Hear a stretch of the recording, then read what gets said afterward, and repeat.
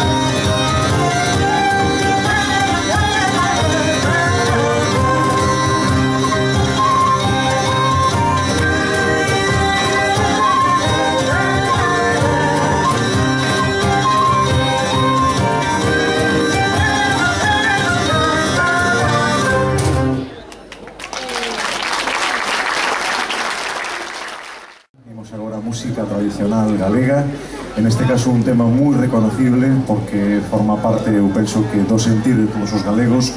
É un tema que se chama Ven bailar Carmita, para vos.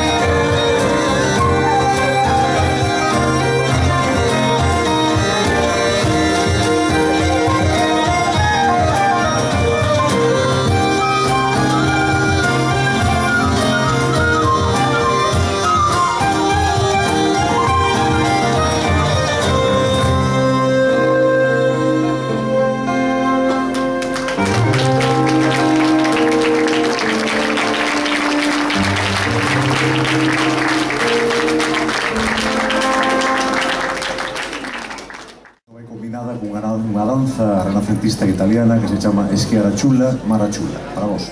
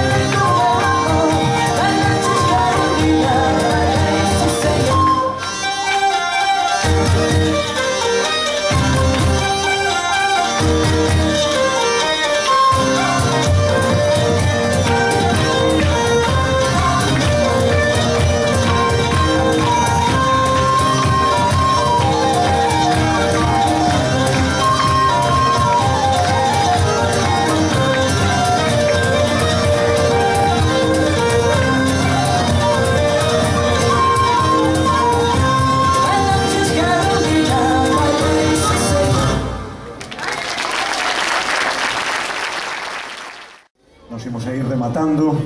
Lo vamos a facer con un tema que nos fixemos en homenaxe a un dos espacios que teñen unha importancia vital para todos os galegos, non somente vital, senón espiritual. Entendemos que o Monte Pindo é un lugar máxico para Galicia, considerado no seu momento como o Olimpo dos celtas. É un lugar especial que necesita unha especial protección. Neste sentido, nos quixemos facer esta canción para recoñecer en cada un dos nosos concertos este espacio tan interesante para todos nós. O Monte Pindo, para vos. E moitas grazas.